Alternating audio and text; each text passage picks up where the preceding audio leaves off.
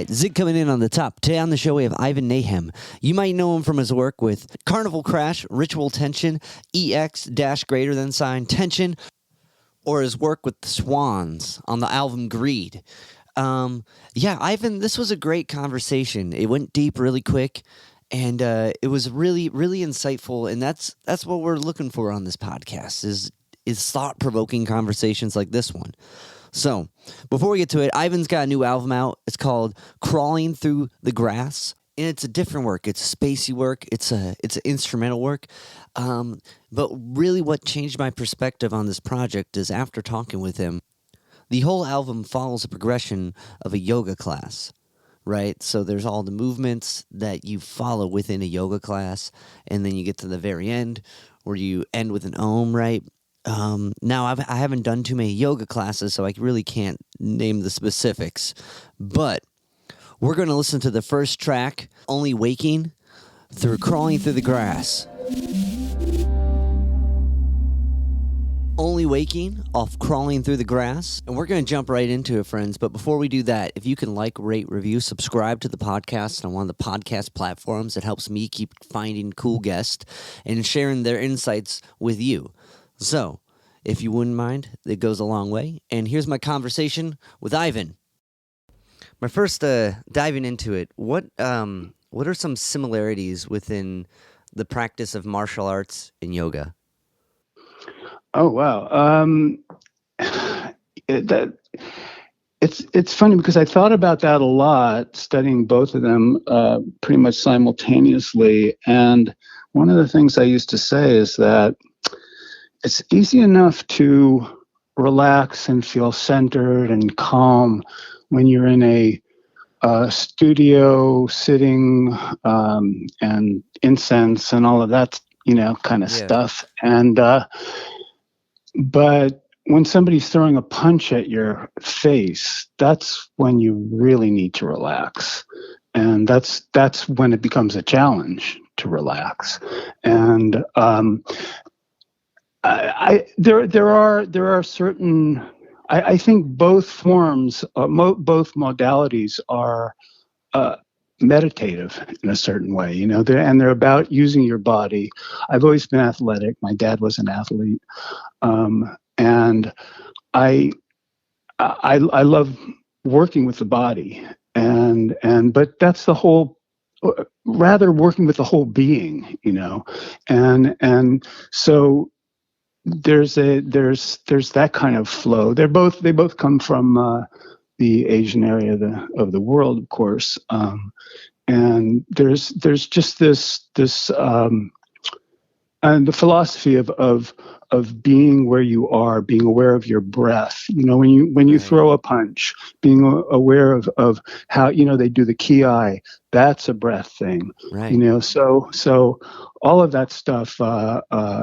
Works back and forth. I like the sort of the style of karate I studied was goju-ryu, and that means hard, soft. So it has that duality in it of there's the hardness of the punch, but your body has to be supple to do that, has to be relaxed to do that, so that there's the softness too. And when you're meditating or when you're doing yoga, there's strength, and there's also the softness as well. So those are just some of the correspondences, I would say. Nice. Yeah. No, I definitely agree. The yin yang of it, and the breath work is definitely. I imagine this a takeaway skill from both practices. With the breathing and being able to become center and ready to strike in a way musically pans out, like when it comes to performance time or the red light is on where we are recording. Has any of those skills, have you noticed that with a breath work? Has that transferred over to performance or recording, or just being in that headspace to because I find it takes me a couple takes. The red light's on. Oh shit! I gotta refocus. You know what I mean? God, Sure. So has those practices panned out? Sure. in a certain way, when I mean, one of the things that I've done with music is to be a vocalist, and so you have to be very aware of your breath with that, and to know where it is. It all comes out through the breath. So concentrating on that has helped in that way. There's also the fact that breathing and being aware of your breath seems to have a calming effect on the body. And so when you're nervous, yeah, of course. I mean, I remember one time we were living in Ireland in the 2000s for a couple of years, and somebody rear-ended me. She wasn't paying attention. She was paying attention to the kids in the back of her car, and smashed into a wall in front of me. And they got out, and the kids were really upset. Of course, and nobody was injured, but they were all just like gone, So I just was like, okay, listen, I'm a teacher. Just breathe. Just just steady yourself with your breath and that kind of thing. So even in emergency situation, and they used to tell women who were having natural childbirth to do this Lamaze breathing, right? So it's in order to put your mind at a different place than where the pain is. Right. And I do that when I'm in the dental chair. I think about and one thing that should be stressed as well is that you're not always going to think about each breath as a tremendous individual in itself. It's kind of, you bring the mind back to it. That idea of centering. You recenter yourself, because you're going to drift. You're going to drift away from it. But then you can, if it's part of your mental routine, then you will come back to it, and that might help you calm down. And I just felt like I'm not a real. I had certain early experiences which made me shy away from really woo-woo new age stuff, but so I'm pretty skeptical about things. I don't, I have some strange beliefs, I have to say, but I also feel like where was I? that I can. I lost that thought. That thought jumped. But almost like you don't want to be too open-minded, or your mind falls out. Yeah. I think it is a fine balance of it. And it's interesting because breathing is something we all can do. And focusing on your breath is something anyone can do. And right. It's finding that. Sorry. Oh, I know what I was going to say before was that in a class, I found going to yoga classes, and I discovered it fairly late in my life, but it does have a real psychological effect. That's the real part of it. You don't have to believe in chakras or anything, that stuff. But when you concentrate on your breath and do physical movements with concentration, you will come back, and you will.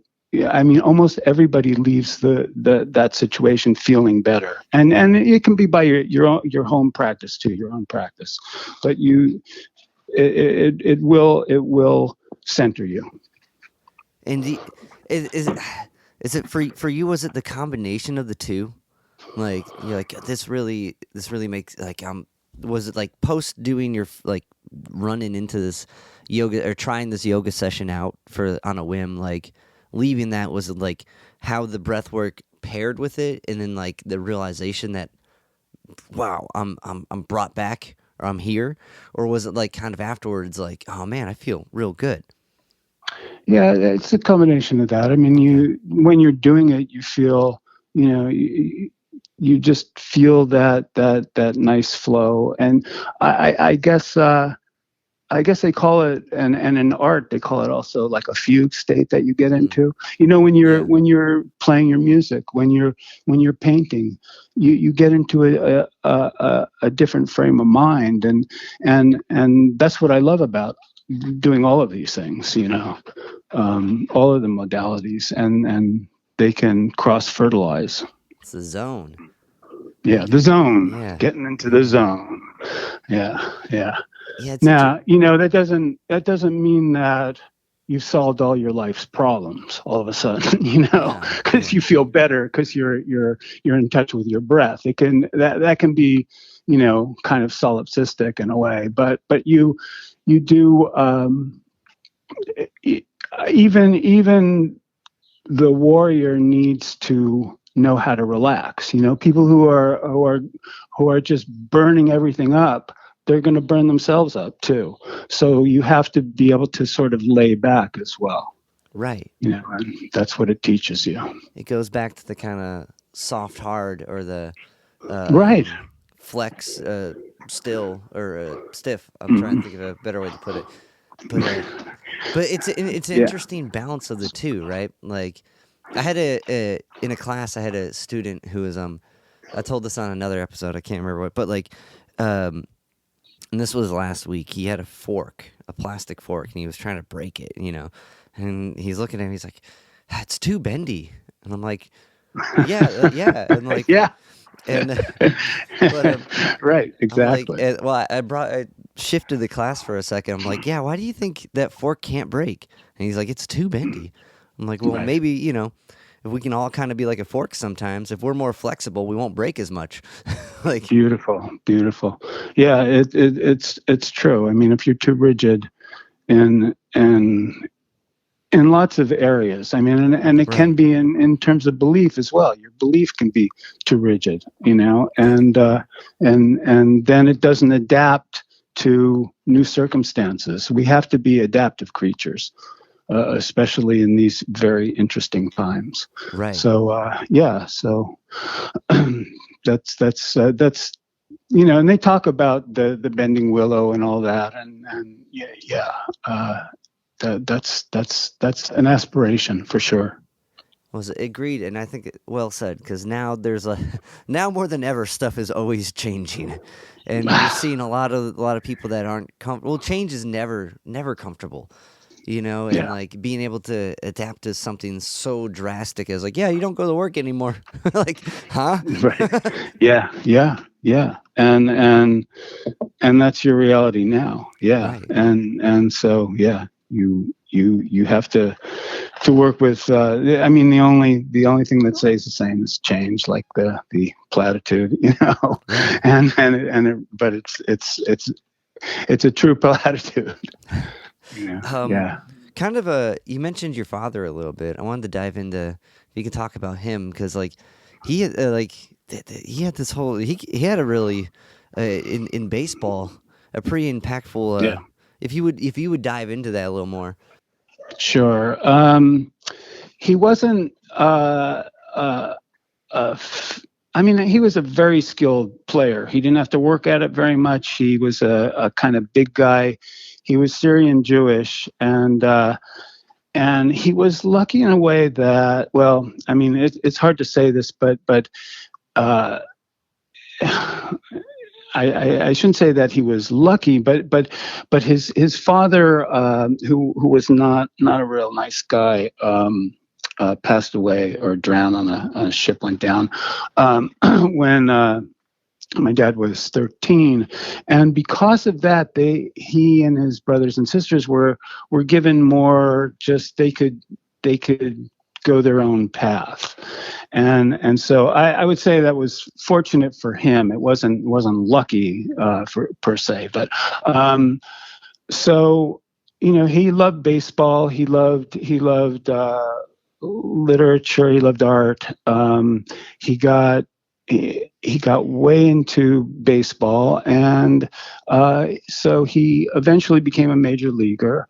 And the Brooklyn Bums, the Brooklyn Dodgers, and then he got traded to the Phillies, and then the war came along.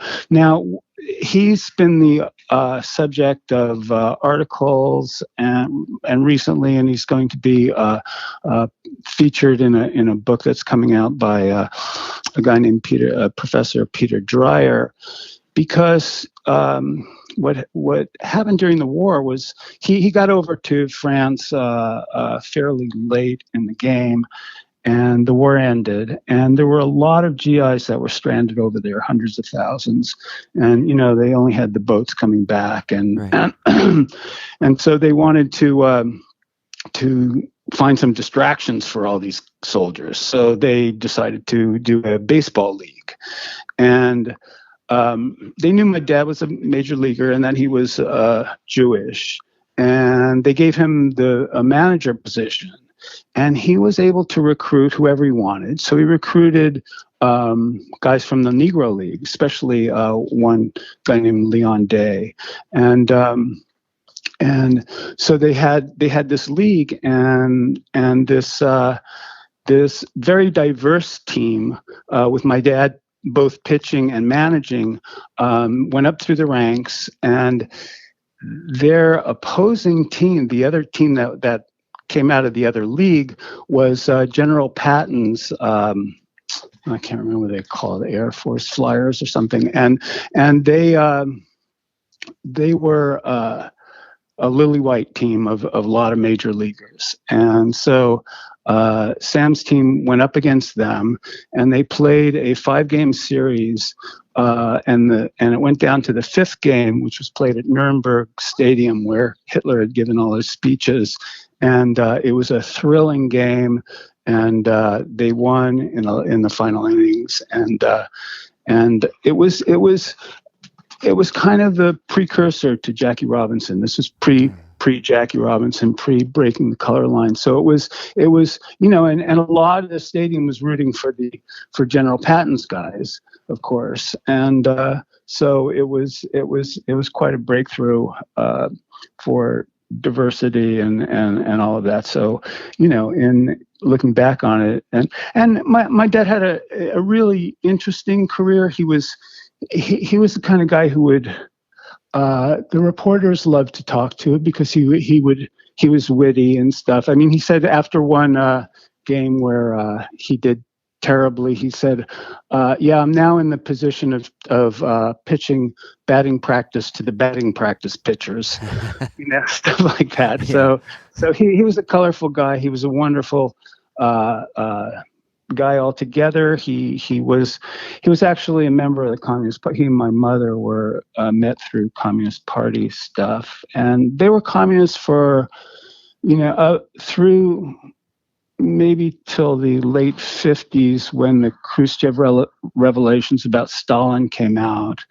And I mean, I think they really believed in social issues, and they were communists for the reason that everybody should be able to eat, and have, and that's the good side of that. On the other side, he saw that it wasn't working. It wasn't working in the Soviet Union. This idea that the ends justifies the means, that you can have dictators that do what they want supposedly for the good of the people. They're as corrupt as anywhere else. So, he kind of repudiated that hard line in his last years. And,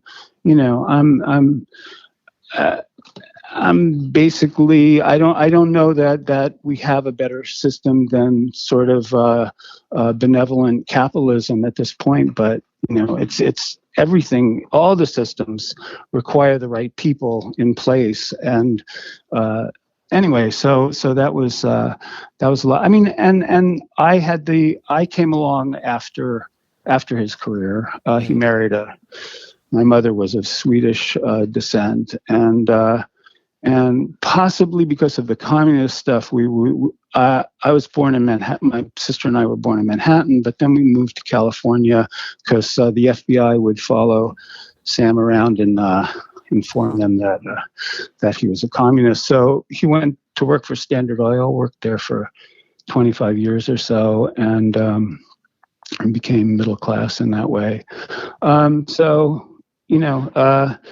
And he helped organize the union there, and he was always doing good. And so I came along after. I mean, I played catch with him, and he had a good fastball, I'll tell you. So and I played. I was a pretty good athlete myself. I pitched a no-hitter in Little League. Probably people were just intimidated that my dad was a major leaguer. So, right. But it was funny because I think he was also kind of an odd bird in that, they'd be going out drinking, all his mates on the team, and he would be reading Guy de Maupassant or something. So he was a man of many levels, and he never really wanted me to go into sports as a career because he said, you can break your hand and that's the end of it, and it's too precarious. On the other hand, by the time I came along, if I would have gotten to the major leagues after 3 days, you get a lifetime pension. So sometimes I've wondered whether that would have been a better route. But I took a different route in life. It sounds like just being around, like the ability to think differently and adapt to different forms of in philosophy and government, and just like be around people that are openly thinking about that and it sounds like a lot of like these kind of philosophies we started talking about were kind of you grew up around them in a way. Yeah, they would have dinner parties, and it was pretty stimulating. I remember, we would go up to we went up to Russian River on a family vacation, and we read Shakespeare. We took turns reading Julius Caesar and stuff, and that kind of stuff. I think it does. It certainly had a big effect on me. I thought that I was going to be a great writer, of course, and so that was what. So that was a lot of. I remember actually once my dad I mentioned James Joyce, and I was maybe around 12 or something, and my dad said, "Well, I don't really understand him." And I thought, oh my God, there's somebody my dad doesn't understand, And I really wanted to know more about it. And of course, later on fell in love with Joyce's work. But yeah. That was a hole. That was a spot. That was a spot you can fill. Like, a path right there. And Joyce, he had a lot of the, stream of consciousness, right? Kind of, yeah. Although I'm always wary of that phrase because it's sort of like the stream of consciousness that James Joyce would have would be very different than the one that most normal people would have, right? And stuff. So, yeah, and I think there was a lot of craft in what he was doing, and see, this is an interesting thing in terms of your philosophy of art and say with music too, is that you I love the fact that Joyce wrote this book, say Dubliners, which was like really conventional short stories, but really done well. Or Picasso in his early work would paint really lifelike pictures, say, or representational art, right. And then went off and took this in a different direction. I think that's what, I mean, I'm kind of, in my music career, I've kind of done it the reverse order, in that it's only now that I'm learning theory and all of that kind of stuff. And it really helps to learn it. But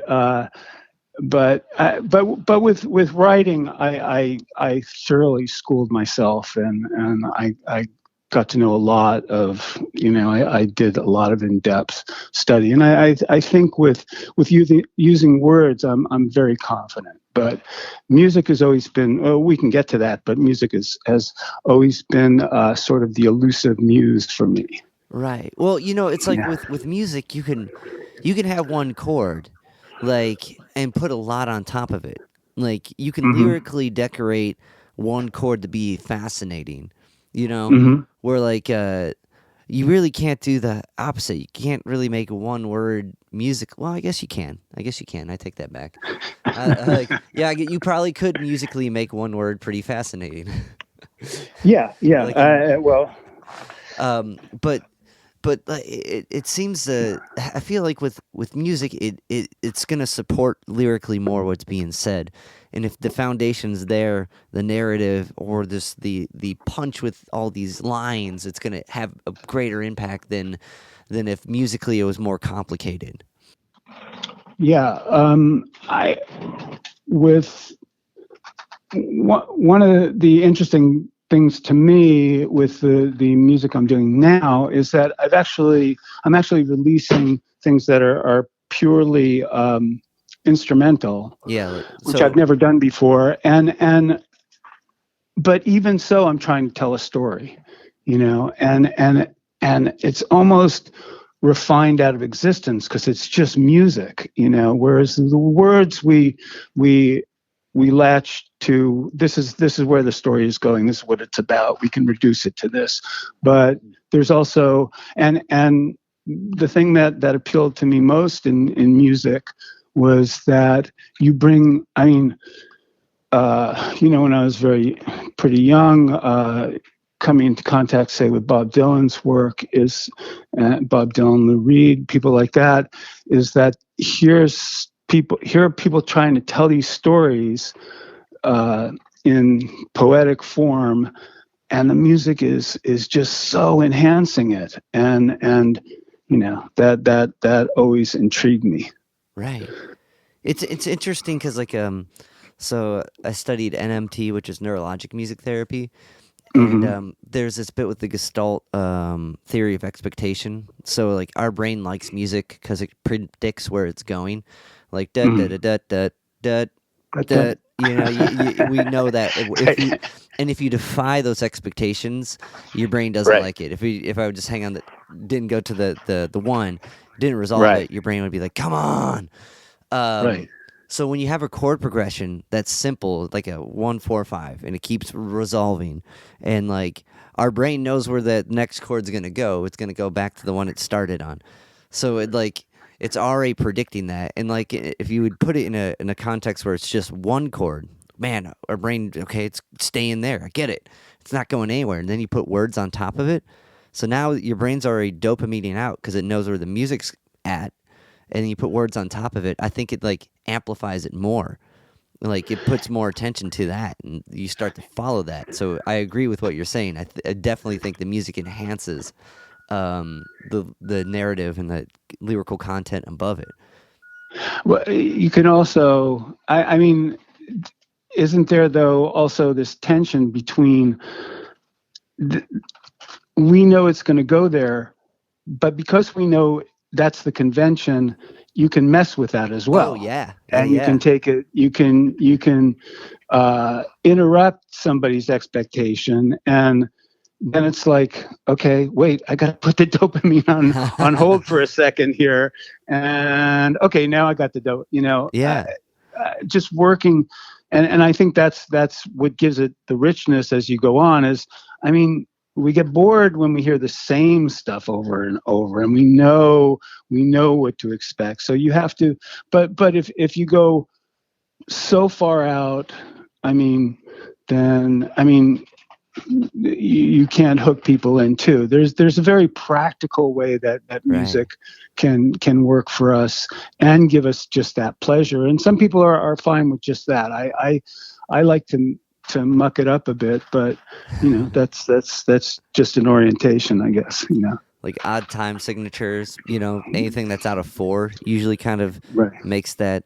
But if there's other elements around it that are like having that same effect, like if you look at Dave Brubeck's Take 5, right? That melody is so catchy, you're not really thinking it's 1, 2, 3, 4, 5. You can feel it if you're trying to play it, but listening to it, you're just singing it. So it's the balance of the other ones. That's a great. I had that song in my head all through 7th grade, and I remember being at my desk and doing it, not even knowing. Yeah, you don't even know it's in an odd time signature because they do it so smoothly. Right. And that's what Brubeck was able to do for sure. And there can be stuff hidden and structures hidden within something that you're not really aware of, but as an artist, I've always liked to work with constraints, and you constrain yourself by what palette you're using, and then you see how expressive you can be within that. I wrote. I started doing this series of poems at one point where I was using the definite article the, and then a noun after it. But then I would use a one-syllable noun for one section, and then a two-syllable, and divide that between the stress being on the first syllable and the second syllable, and then three-syllable words, and I could calculate exactly how many syllables there were in this 4-page poem, on a calculator, if I wanted to. But that was the constraint, the structure, and then I was thinking, within this, can I make it say something? Right. Yeah. And so just incidentally, later I used those poems, not that one exactly, but I did a whole series of them. I used those poems in my album The Kiss that came out in 2017, and all the songs have a lot of thes in them. Was that on a thought of that? Like, I've been trying to understand metered poetry, coming from So, did you study poetry? Did you go when you decided that you wanted to study literature and writing? Is that what you dove towards? Well, just to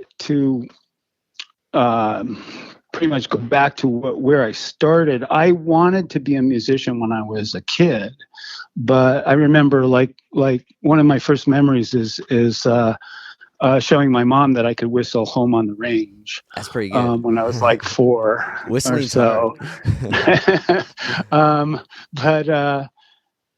But a series, I had certain events. We had a test in school on our musical abilities, and as I recall, it's very dreamlike. But what I recall is that they let us into an auditorium and had a woman with a piano there, and she would hit a note, and then she would hit 3 other notes, and you had to choose which one was the same note. Which, for people who had some training, I think that would even be hard. Right. But I had no training, so I got a low score, and a friend of mine got a really high score. So I thought, okay, you either have an ear or you don't. I guess I don't. And then I was singing with a bunch of people, and this guy who was a musician said I was singing flat, and I didn't really know what that meant. So I was really intimidated by music. And even though that was, I was listening to Duke of Earl and all the stuff on the radio, and then Bob Dylan came along, and I read some reviews of him, and I got this record, and I brought it home, and I Freewheelin' Bob Dylan, and I played it, and I said to my mom, "He sounds like an old man." And she said, "Well, it's a style. It's like Woody Guthrie. So listen to it." And then I listened to it, and I got to love it and all that. But I always thought that's what I really want to do. But I don't have an ear, so I have to. So the next best thing is to be a writer. But and I ended up studying. Yeah, I went to, but sort of by default. I didn't really want to go to college, but I was really good at school, and I was really good in literature, so I ended up going to UC Berkeley, and I grew up in Berkeley basically, and I. For some reasons, certain reasons, I had to kind of stay around the Bay Area. So I went to school there and studied literature for 4 years, got my degree, and really did nothing with it for like 20 years because I wanted to be the kind of writer that got all kinds of experience in the world. So I worked in restaurants. I did everything you can do in a restaurant. I was up to being bartender. I was a night manager. And I drove cabs, and I worked in factories, and I did a lot of hitchhiking, and I tried to lead that sort of Jack Kerouac life. And, but all the time I sort of wanted to be a musician, but I didn't feel like I could. And I don't know if I'm jumping ahead in the story, but when punk rock came along, it was like I had already been way keyed into the Velvet Underground and Iggy and the Stooges. I saw the Stooges in San Francisco in '73, I think,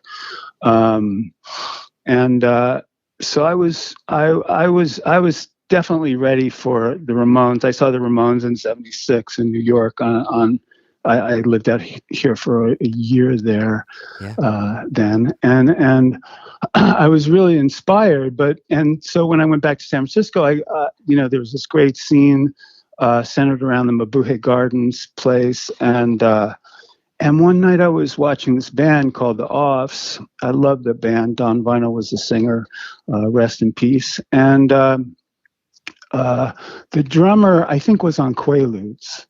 And I think if there's a drug that you don't want to be on to play drums, I think it's Quaaludes.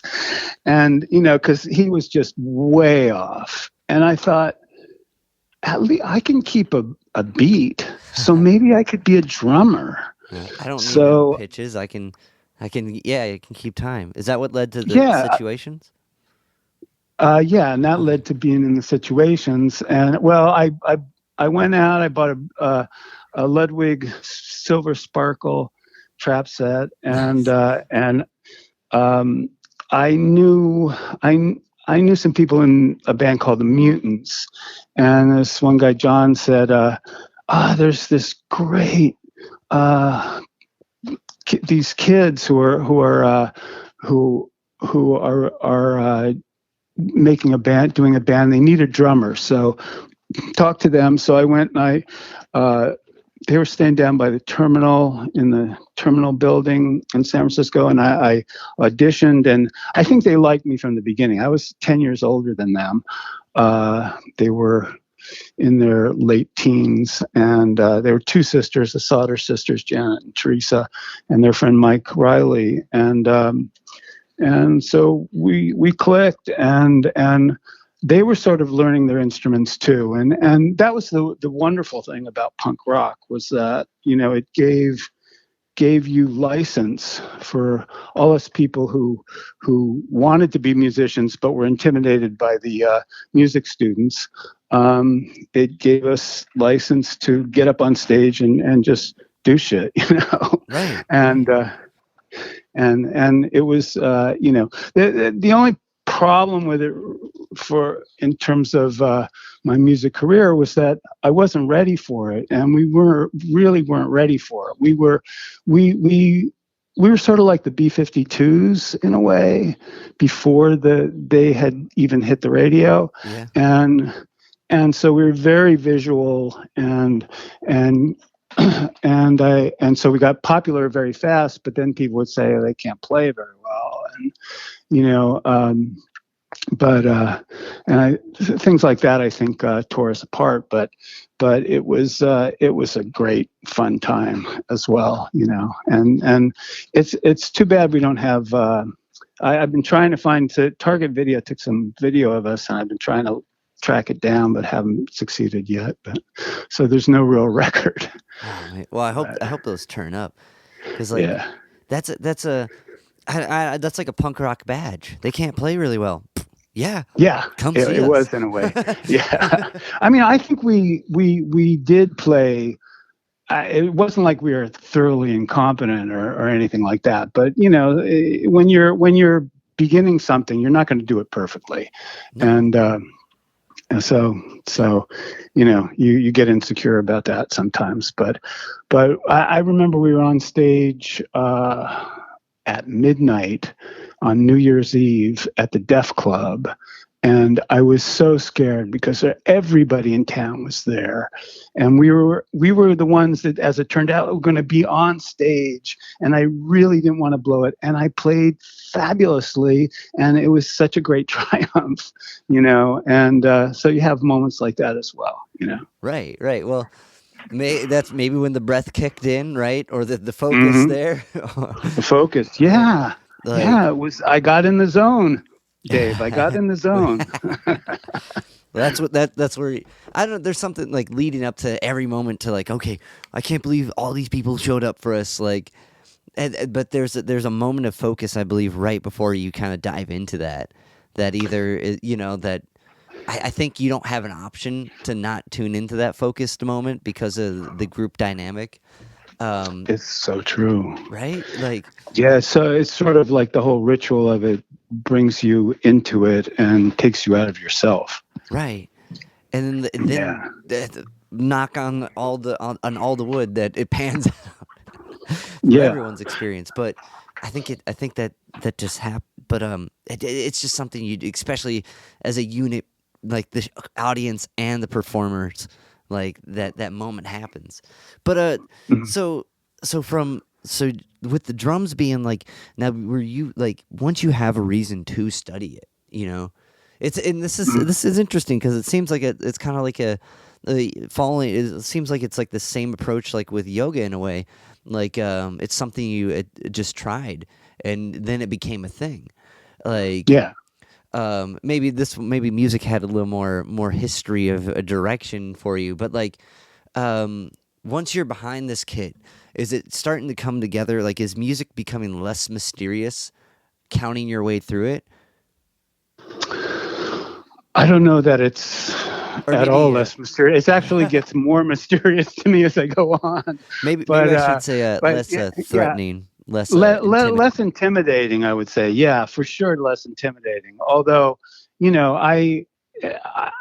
I went through a lot of stress being in the situations that I did feel a responsibility. Okay, suddenly we're the centerfold of search and destroy. There's a lot of people going to come and see us, so I better get good. And one night I was at the Mabuhay at the Mabin, and there was this two-person group, Esmeralda, and what did they call them? They called themselves No Mercy. Esmeralda was the singer, and Tony Hotel was the drummer. And I loved the drum she was playing. I mean, and I gravitate toward female teachers and all of that. So I asked her if she did lessons, and so I started studying with her. And thank goodness, because we're still friends on Facebook and stuff. We found each other. But she taught me stuff that got me through some of the big performances and stuff that we had. Yeah. And I mean, I really wish that I'd had, I mean, it's a road not taken, had people teaching me when I was young. I mean, when you're young and you form the muscle memory of the guitar and all of that, but and in a certain way, I feel now like I'm never going to thoroughly understand music because I didn't, or I'm not going to be a virtuoso on any instrument, but I can do what I can do. It's somebody who started learning English when they're 12 years old. They're not going to speak perfect English, but they're going to speak an interesting form of English, right? And so that's what I'm thinking. In my next incarnation, I'll get the teaching early on and the theory early on, but not this one. But I think that's the way you put it, a more interesting form of English. Like some people that have like kind of a broken dialect of English, when what they say is sometimes more impactful because there's like there's already an interest in how someone's saying it, and like sometimes with the virtuosos, like they don't like, they can shred the violin, but where's their music? Where's their song? Like exactly. a lot of the virtuosos like kind of And not a lot, but if let's say a good amount, maybe one or two. I don't know. Add to a written thing as opposed to their own, because it's just a different headspace. You can only kind of manage so much. Right. So your brother was also doing music as well? So he started learning guitar when I was taking up the drums, and he's 11 years younger than me. And so then I would come around the house, and I think I set up my drums in my dad's house, even though I wasn't living there. And so Andrew and I started jamming, and then when situations imploded, I said, "Hey, let's work on this." And then there were a couple guys who we knew from, they were fans of they were in the scene and they were fans of the situations. And Mark C had actually driven some of our equipment around and stuff. So I knew they wanted to be musicians too. So we started getting together and rehearsing. And the other guy was Tom Paine, not his actual name. I actually gave him the name Tom That's a cool Paine. name. That's a cool name. It was a cool punk rock name, and I thought, okay, Tom Paine. We know that from American history, and right. so and he's still it's still his name. That's a great name. yeah.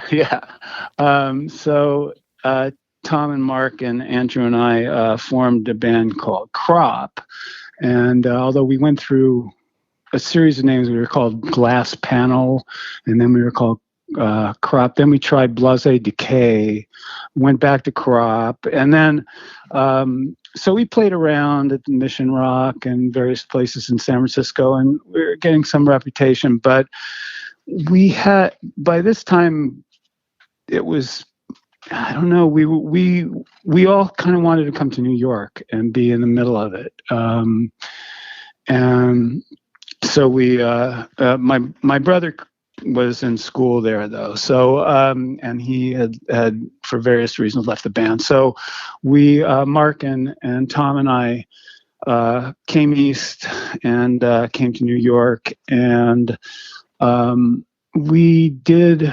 So we needed we needed a guitar player, and we did auditions in Mark's loft. They're on East 4th Street, and no, actually it's just 4th Street where he is. Great Jones, he's on Great Jones. And so we, very major detail there. Important. So it sets the scene. Place the scene right there. So, and we had, the thing was that as I recall, and Mark didn't remember this, we talked recently, I think they really wanted a female guitar player. And I thought that was, I had no problem with that at all. But I was like, I want a good guitar player. And so a couple of the people who tried out for us, one was Vernon Reed, and another was Norman Westberg. And I was in favor of either of those guys. And I don't know, we were just having some personality conflicts, as you do in bands. And so I had a friend who's a musician, John Griffin, out in Brooklyn. And so I left the band, and John and I called up Norman, and we started playing together. And so that was the next band I was in was Carnival Crash.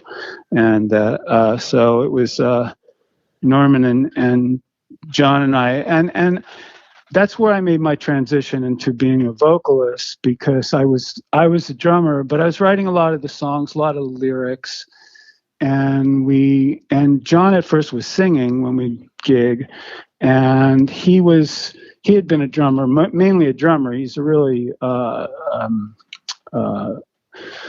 well-seasoned musician, so he decided to take up the bass, but he couldn't really concentrate on playing the bass and singing. So so we auditioned all these singers, couldn't find anybody. One story I would tell from those auditions was I remember we were on Avenue A, and we were very amused because we had this woman booked to come in and audition, and she was late, and we were about to give up, and then she came in. She was dressed in leather and lace and high boots and stuff, and she said, I work as a dominatrix, and I had to beat up this lawyer out on Staten Island, and I got late, on the ferry, and so that was her excuse. But she didn't make the cut. But so eventually, I just felt like, well, maybe I could sing. I don't know if I can sing, but I'll give it a shot. And they said, yeah, sounds good.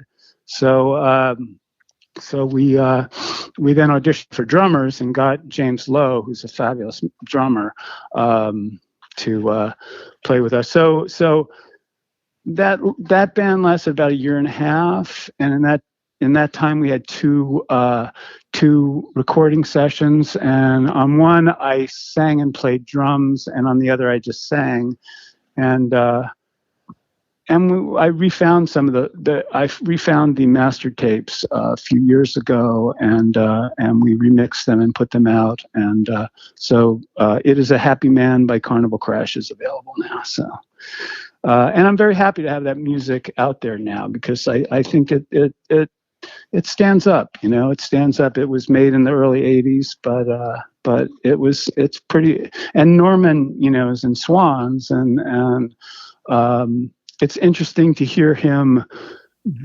play in a kind of different mode than if you know Swans. That's pretty. I was going to ask about that, but because I was checking out It Is a Happy Man on Bandcamp before we talked, and that's you were singing and playing at the same time. I didn't. That's amazing. That's a. Well, no, actually, I recorded the drums separately. I wasn't singing, and yeah. That would have been amazing, but yeah. But I was not that advanced at it. Yeah.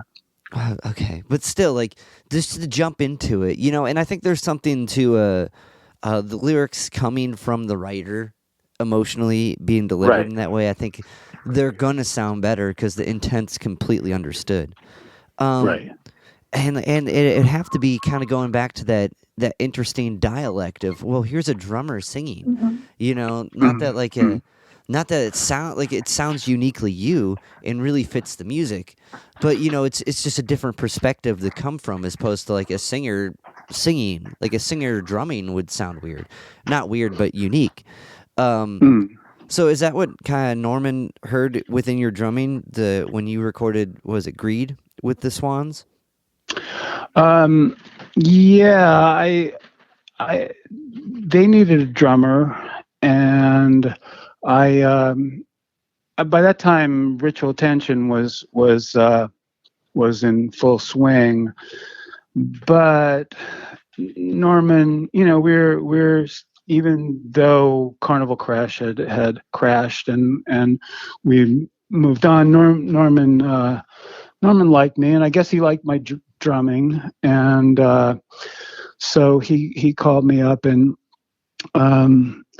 the carrot on the stick there was that they were going to tour Europe, and I really wanted to tour with a band like that, and so we had really fun rehearsals, I would say, and we did one recording session demo which went really well. Michael Gira, I mean, I talk with Norman, and he has a great deal of reverence for Michael, and I really, on some level, I really related well with him. We're both poets, basically.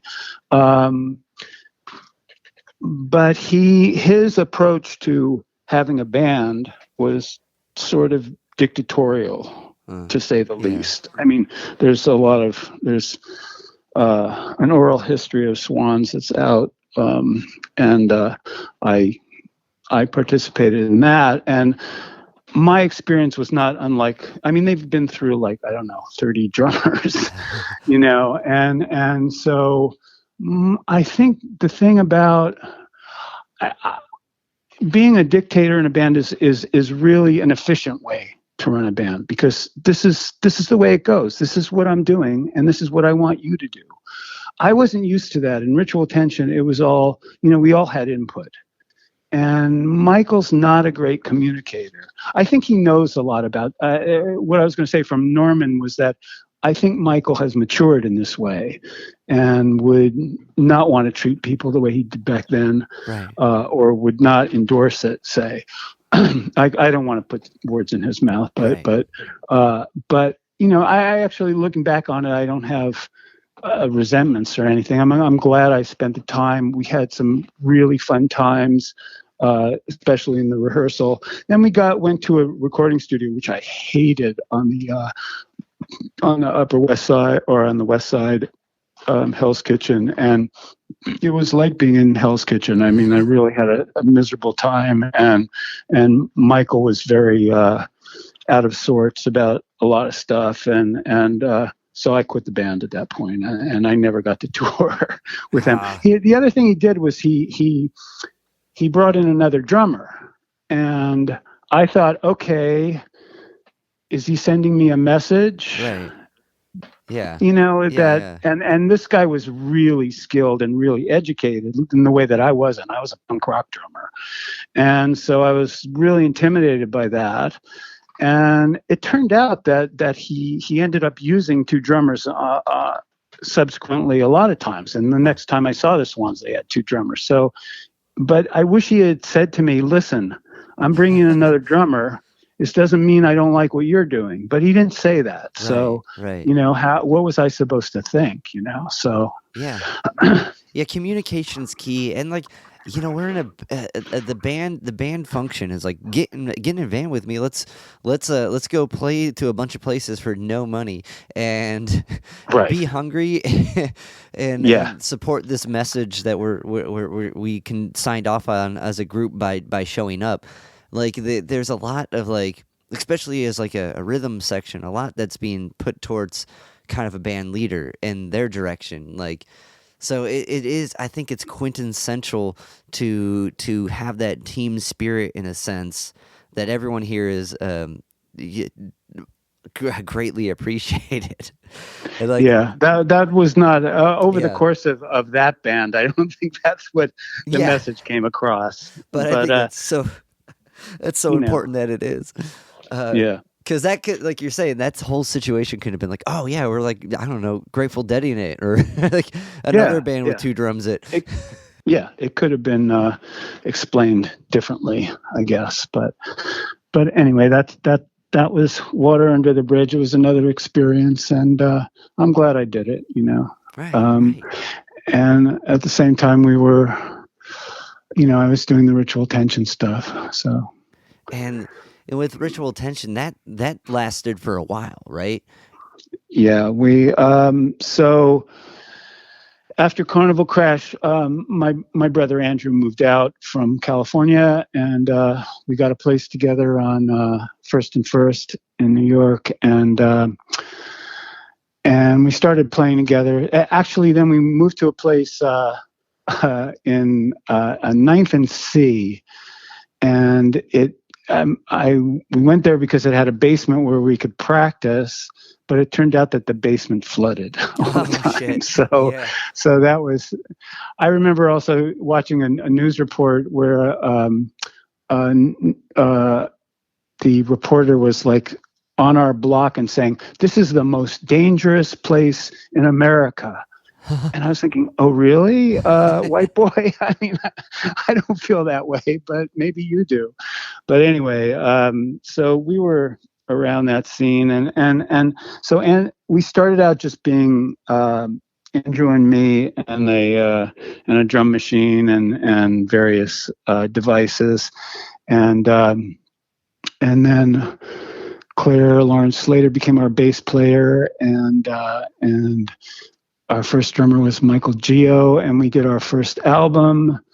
And Safe House Records put out, and we got good reviews around, and eventually we found a different rhythm section, different players. Michael Shockley and Mark Sloan played with us throughout the rest of the 80s, and we had a good following. We would play Saturday nights at CBGB, and had a lot of fun.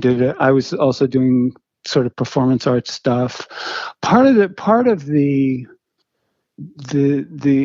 and you can tell this sort of spiritual thing that I was came into it in that during the 80s I started really studying Native American culture, because I was really attracted to it and really attracted to a way of life that seemed really benevolent for the earth and for the way people live. And I went out to Minnesota, went into sweat lodges and stuff, and eventually I kind of felt like I'm always going to be a white boy in this situation, and I'm not really going to.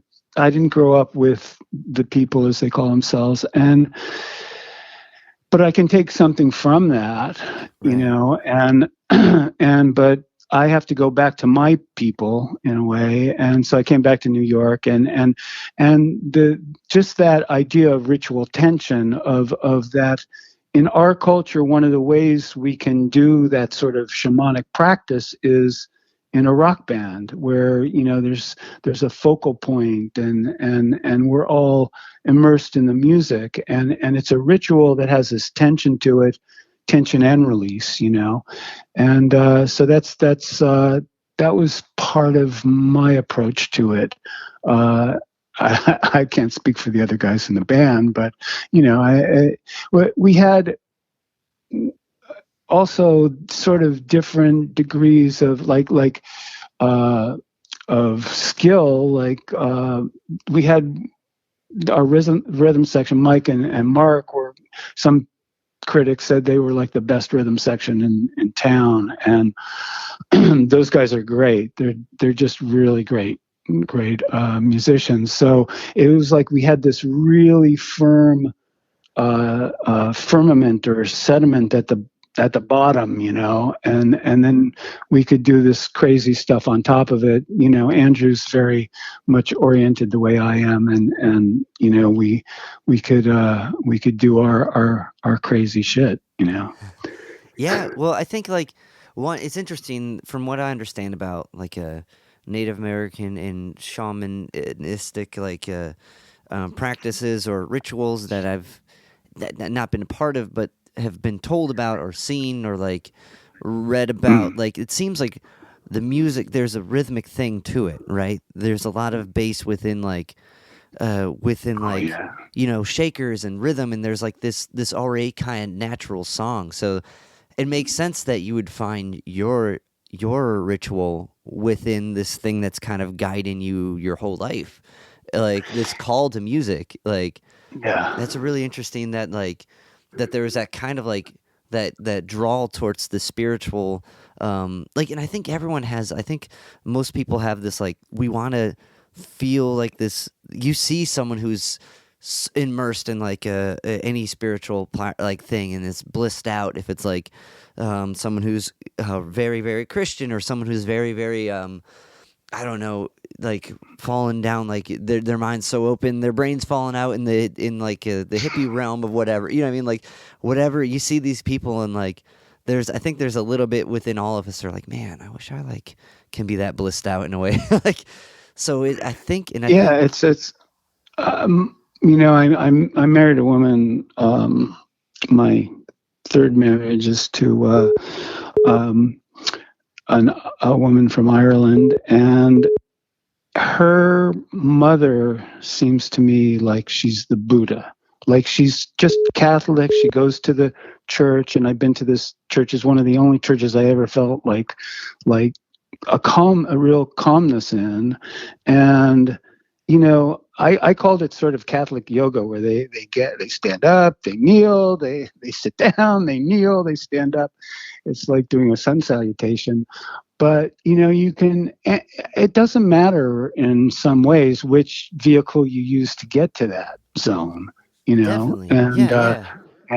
and so it does cut across. I do feel like certain modalities. Well, I would say they're more appealing to me. Like if I when I would listen to the recordings or hear Native American, it does hit some deep resonance in me, and it might not be true for other people, but yeah, it seems like the original voice of this land is coming through that. It was so kind of this may seem like a jump of a question, but like what was like with all that kind of like where was that when you were teaching English? Did you find a crossover with teaching English and like some of this like kind of like spirituality like lessons that you've obtained? Well, after I in terms of my day jobs, I've had, like I said, in my 20s, I did all kinds of things. And then in my 30s, because I was playing here in New York and such, I was doing word processing, and because I could, I was at a temp agency, so I could keep myself afloat that way, and then do the rehearsing and all that stuff. But then my second wife was pregnant, and we needed health insurance and all that. So I had been sent to. This is a long way to answer your question, No, but my wife would be rolling her eyes, but I was sent to the New York Stock Exchange on temp exercise, and they got to know me there and saw that I was correcting everybody's letters and grammar and everything, and they offered me a job, and over the course of like 18 years or so, I got like 7 promotions, and I ended up in the tech side of stuff as a techie, and at the stock exchange. And then when I took early retirement because I wanted to get the hell out of that place, and so then I was like, well, what am I going to do now? I want to have my art, but I'm not making any money with that. So I went to the new school and got a certificate to teach English as a second language. So I started teaching that here. And then I started doing yoga about the same time. I discovered, asana yoga. And so then we moved to Ireland. I say back to, but that was only back to for my wife. So Helen and I moved to Ireland, and because I had a certificate, they really need certificates over there. So I was able to get a well-paying job teaching English. And the interesting thing was that there were so many immigrants in Ireland, and the Irish treat immigrants wonderfully because they've so many of them have been immigrants and are connected to people who are. So these folks got to take free English classes, and they were paying me like €45 an hour to teach English. And it was, I mean, I don't know if it was always a spiritual experience. Sometimes, it was frustrating. But I, my mom, early on when I was in college, she wanted me to become a teacher. And I thought, I don't want to live my whole life in academia and just doing, writing novels, John Updike novels about the faculty. So I thought, well, I'm not going to do that. But when I started teaching, I found like I'm kind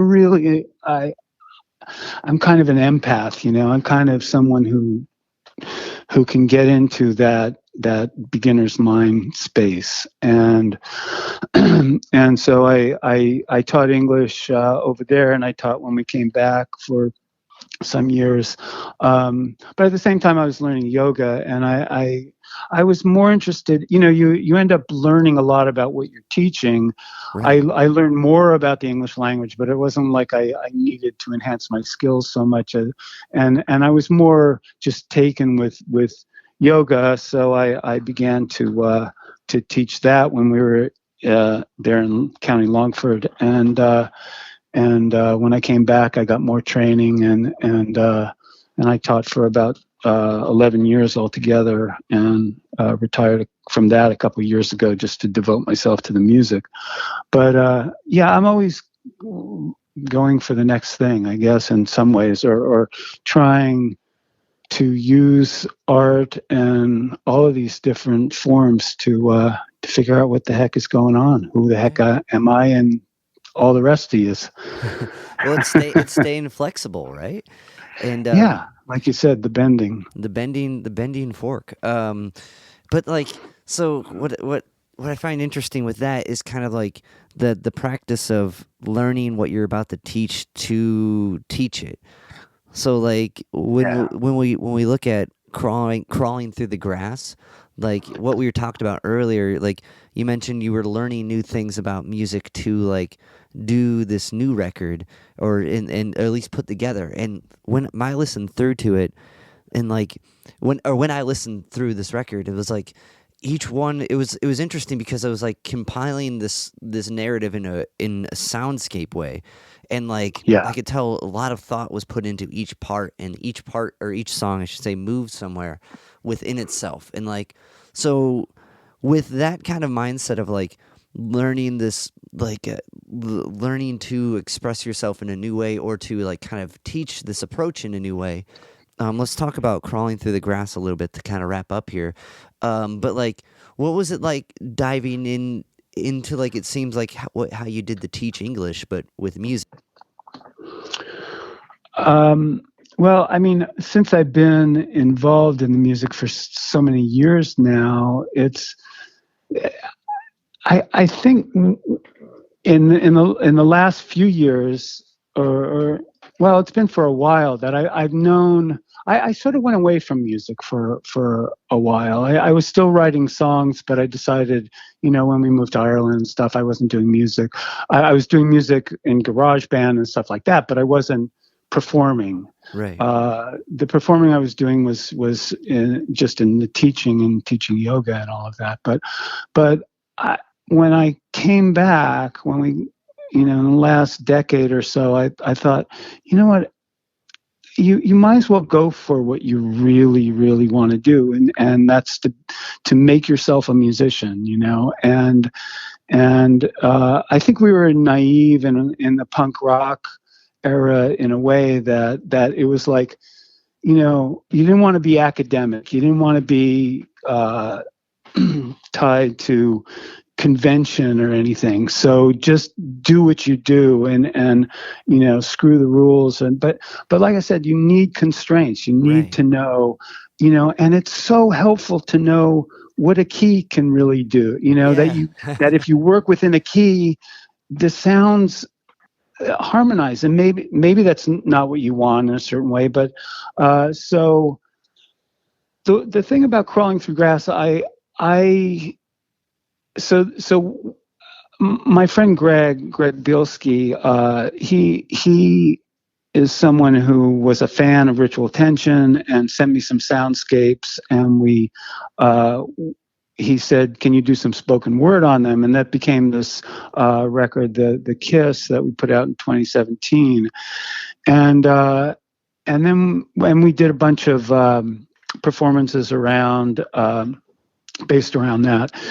And then at one point he said, "Why don't you do a yoga album? Because you do this yoga stuff now." And well, there's not really.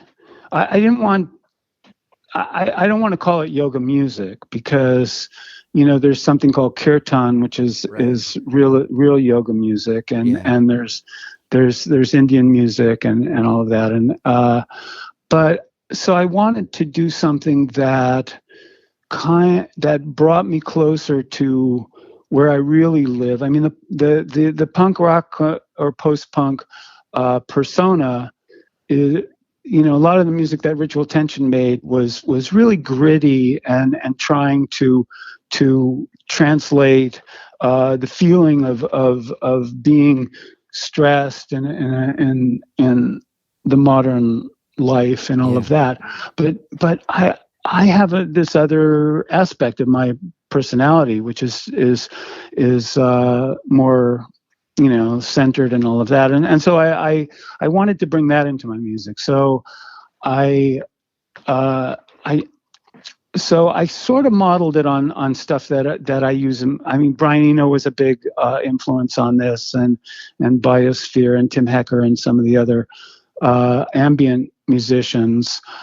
I kind of wanted the Crawling Through Grass to go through sort of the arc of a yoga class, where it gets starts out. So the first song is Only Waking, and it just sort of begins to wake up, and then goes through the Exaltation of Nothing, which is just this sort of cosmic landscape, soundscape, and then gets more intense until you're at the sea, the beach, the jungle, where it's actually the first song I've done that makes me really want to dance and or move, and then the last song is 51st Street's Shavasana, which is sort of, I live on 51st Street in Queens, and it's sort of the, it's not really a song that I actually don't play any music if I'm doing Shavasana or teaching it.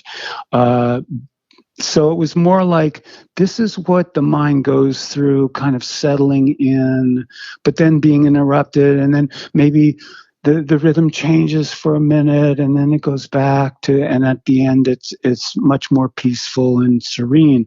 And so that's sort of like the journey I wanted to take this record on.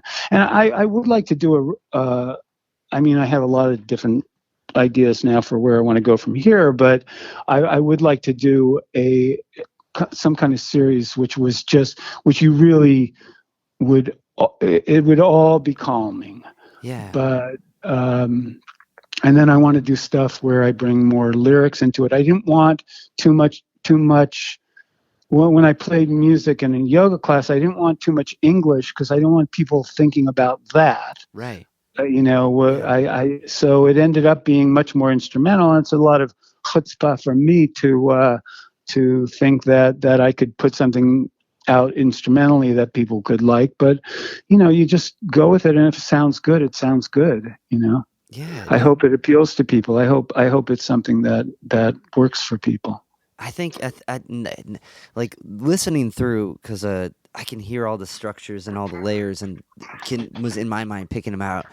Man, this is a dense project I'm listening to. I wish I had this a week before so I can see if they move in keys. You know what I mean? Like, but now thinking of it in the form of a yoga class, that changed my whole perspective on it, which made it even cooler. Yeah. Because like now I'm hearing the arc, the greater narrative of it.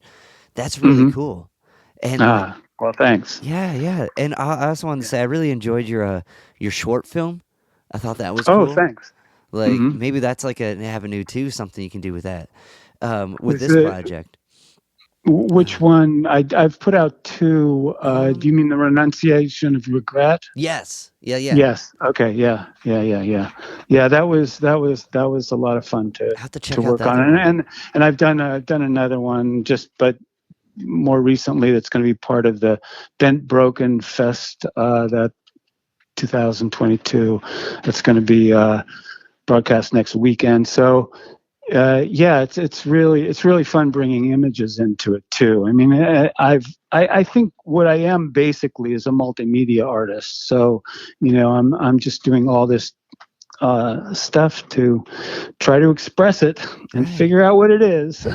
Well, that seems like what, from the rip, that's where it's been. It's like different directions, and like it's beautiful to see it all come together.